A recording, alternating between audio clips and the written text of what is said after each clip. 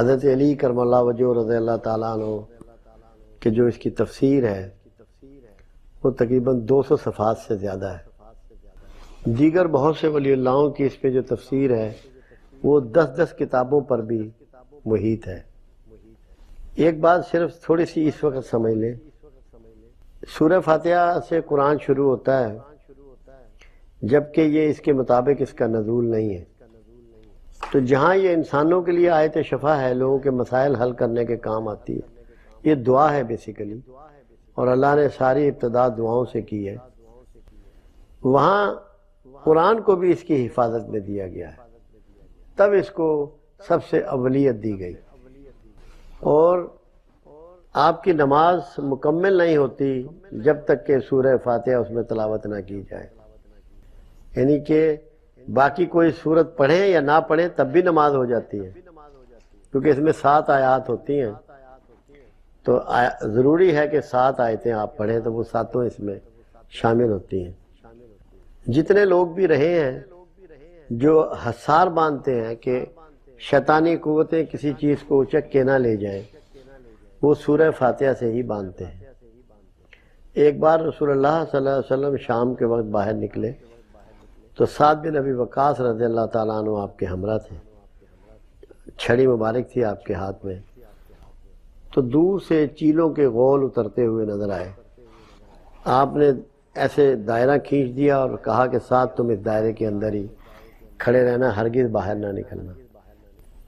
آپ چلے گئے، آنکھوں سے اوجھل ہو گئے، کافی دیر کے بعد لوٹے تو پھر سعد رضی اللہ تعالیٰ عنہ کو آپ نے باہر نکالا، تو آپ نے فرمایا یہ جنات تھے جو دین سیکھنے کے لیے میرے پاس آئے تھے، مجھے ڈر تھا کہ کوئی شرارتی جین تمہیں اچک نہ لے جائے، اس لیے میں نے تمہارے گرد حصار باندھ دیا تھا۔ حصار سورہ فاتحہ سے باندھا جاتا تھا۔ آج بھی جب آپ کو شیطانوں سے، جنات سے بچانے کے لیے محفوظ کرنا مقصود ہو تو آج بھی سورہ فاتحہ سے یہ حصار باندھا جاتا ہے، اور اللہ نے قرآن کو سورہ فاتحہ کے حصار میں رکھ چھوڑا ہے کہ اس میں کوئی ایڈیشن ڈیلیشن نہ کر سکے، اس کو تبدیل نہ کر سکے۔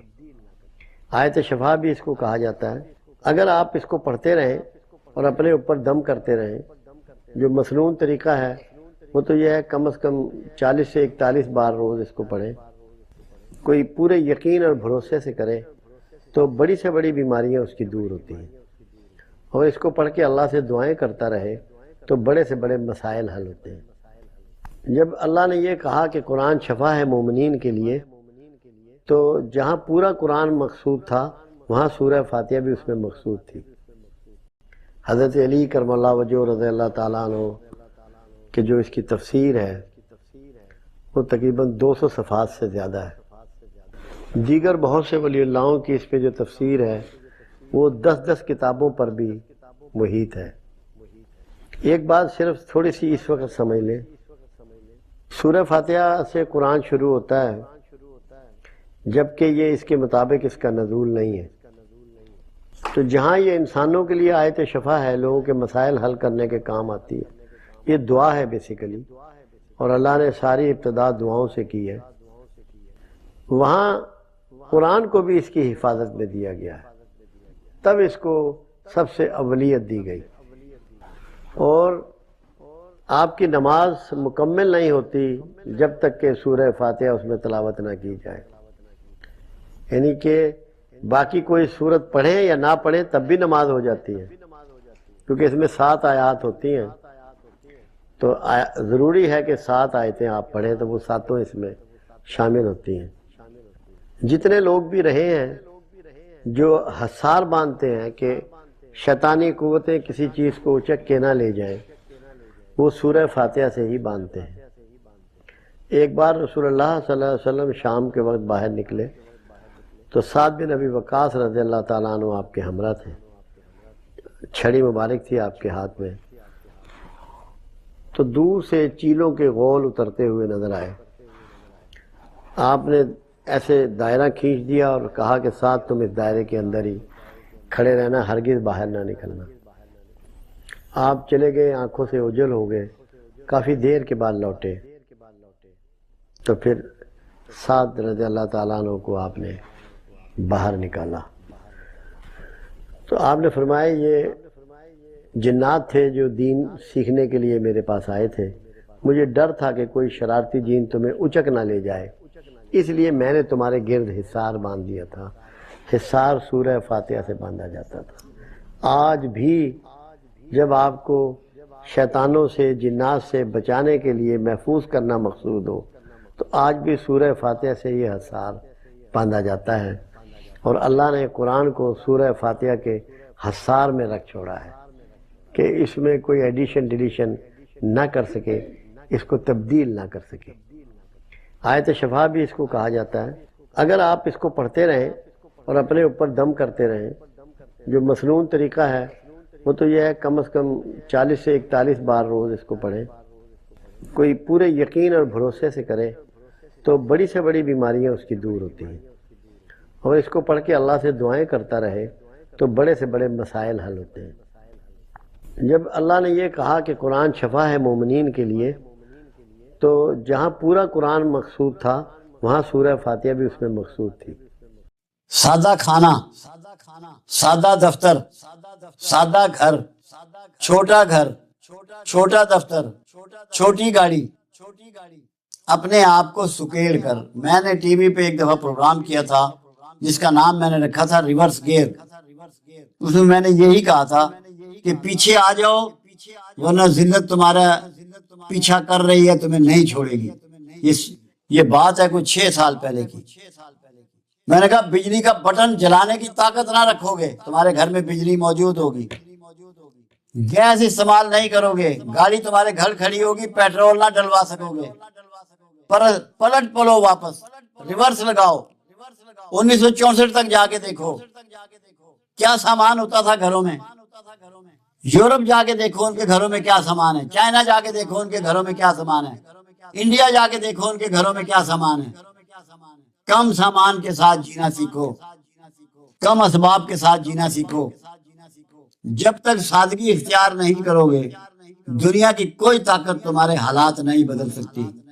10 IMF آ جائیں تب بھی نہیں بدل سکتے، یہ ممکن ہی نہیں ہے۔ سب سے پہلی بات سمجھیں، اللہ کہتا ہے جسے چاہوں امیر کروں، جسے چاہوں غریب کروں، جسے چاہوں کشائش والا دوں، جسے چاہوں ناپ تول کے دوں، جسے چاہوں نہ دوں۔ یہ سب سے بڑا ایشو اللہ کے ساتھ ہے۔ اللہ کو راضی کرنے کی کوشش کرو۔ جب تک اللہ کو راضی نہیں کرو گے تمہارے حالات۔ دوسرا، اللہ کسی بھکاری کو پسند نہیں کرتا۔ بھکاریوں کے بارے میں حدیث مبارکہ ہے، میرے آقا کا فرمان ہے کہ قیامت والا دن بھکاری ایسے ہوں گے جیسے ان کے چہروں پہ غار ہوں، دونوں طرف یہ گالوں کی بجائے غار ہوں گے، ان کو ایسے اٹھایا جائے گا۔ پھر اللہ کہتا ہے میں نے اور تم مفلوق الحال تھے، میں نے اور میرے رسول نے تمہیں غنی کر دیا۔ اللہ رسول کو راضی کرنے کی کوشش کرو۔ راضی کیسے کرو گے وہ بھی اللہ بتا رہا ہے۔ اللہ فرماتا ہے جو میرے شکر گزار بندے ہیں میں ان کے انعامات میں اضافہ کرتا ہوں۔ ہمارے ہاں سب ناشکرے ہیں۔ صبح جب ہوتی ہے حکمرانوں کو، اہلکاروں کو، محلے والوں کو، سبزی والے کو، فروٹ والے کو، دودھ والے کو، گوشت والے کو، سب کو برا بھلا، ہر چیز نمبر 2 ہے، ہر چیز غلط ہے، اور جو کہہ رہا ہوتا ہے وہ سارے کام نمبر 2 کے کر رہا ہوتا ہے۔ ہر ایک کا شکوہ صبح، یہ زبان اللہ نے ہمیں دی تھی اور یہ ہونٹ دیے تھے اپنا شکر ادا کرنے کے لیے۔ ہم دن کی ابتدا ناشکرے پن سے کرتے ہیں۔ دنیا کی کون طاقت ہمیں محفوظ کر لے گی؟ کوئی بچا لے گا ہمیں؟ کیا یہ ممکن ہے؟ تو ہمیں شکوے چھوڑ کے اللہ کا شکر گزار ہونا ہے اور فضول خرچی سے بچنا ہے۔ یہ دیکھنا ہے اپنے اپنے گھروں میں کہ کون سی چیز ایسی ہے جو ہم نہ کریں تو ہمارے اخراجات کم ہو سکتے ہیں۔ بھلے ان کے پاس جتنا مرضی پیسہ ہو مگر اخراجات کرنا اچھی عادت نہیں ہے۔ ایک ایک آئٹم کو گننا ہے، دیکھنا ہے کہ آج سے 50 سال پہلے ہمارے گھروں میں کیا چیزیں استعمال ہو رہی تھی، کتنی استعمال ہو رہی تھی، آج کتنی استعمال ہو رہی ہیں اور کیا رویے ہیں ہمارے۔ باہر کھانے پہ ہم کتنا لگاتے ہیں، گھر میں پکانے پہ کتنا لگاتے ہیں۔ ہر چیز کو دیکھنا ہے، بھالنا ہے، اس کی بجٹنگ کرنی ہے۔ قومی سوچ کے ساتھ کرنی ہے. غربت قومی مسئلہ ہے, یہ تب تک دور نہیں ہوگی. پھر رسول اللہ صلی اللہ علیہ وسلم کا اس میں فرمان ہے. ایک تو اللہ کی طرف سے ہو گیا کہ فضول خرچی نہ کرو, اسراف نہ کرو, اور میرا شکر گزار بندے بنو. رزق کی تقسیم میرے ذمے ہے. رسول اللہ صلی اللہ علیہ وسلم کا ایک فرمان مبارک ہے, جس نے میانہ روی اختیار کی وہ کبھی مفلس نہیں ہوگا. کملی والے کا فرمان ہے, میانہ روی کو پکڑ لو, میانہ رو, کبھی مفلس نہیں ہوگا. تو ہم مفلس ہیں. اور دوسری بات, اللہ کے علاوہ کوئی غریبی کسی کی دور کر سکتا ہے؟ انٹرنیشنل سسٹم نے کتنے ملکوں کی غریبی دور کی ہے, کتنے لوگوں کی غریبی دور کی ہے؟ کوئی ریکارڈ ہے, کوئی مثال ہے کسی کے پاس؟ آپ نے اپنی غریبی خود دور کرنی ہے. ایک طریقہ یہ, اللہ کی شکر گزاری کے ساتھ, اللہ سے پناہ مانگنے کے ساتھ, اللہ سے دعاؤں کے ساتھ, اللہ کی فرما برداری کے ساتھ. رسول اللہ صلی اللہ علیہ وسلم کی زندگی جو گزاری انفرادی اور اجتماعی, اس کی روشنی میں, اس کی ہدایت میں, اس کی ٹیچنگ میں, اس کے ساتھ پھر بھیک سے نفرت کرتے ہوئے, وہ لباس ہمیں نہیں چاہیے جو بھیک سے ملے, وہ بڑا گھر نہیں چاہیے جو بھیک سے ملے. بھیک سے نفرت کرنی. انسانی عزت نفس کے لیے جو سب سے ظالم چیز ہے اور بری چیز ہے وہ بھیک ہے. ہم ایک کس طرح نکل سکتے ہیں؟ پہلے نمبر پہ اسراف سے بچ کر. دوسرے نمبر پر, اب آپ دیکھیں, میں آپ کو ایک مثال دیتا ہوں تاکہ آپ کو بات سمجھ میں آئے. ماؤ زیدونگ, چائنا کا لیڈر, انقلاب کا لیڈر, ان سے کسی صحافی نے سوال کیا کہ آپ کا کوئی پرابلم ہے, کوئی مسئلہ ہے؟ کہا جی ایک بہت بڑا مسئلہ ہے. کہا کیا مسئلہ ہے؟ کہ ہمارے پاس کام زیادہ ہے, افراد کم ہیں. جو دنیا کی سب سے بڑی پاپولیشن ہے, کام زیادہ ہے, افراد کم ہیں. تو مقصد کیا ہوا؟ ہر فرد کو کام پہ لگا دو.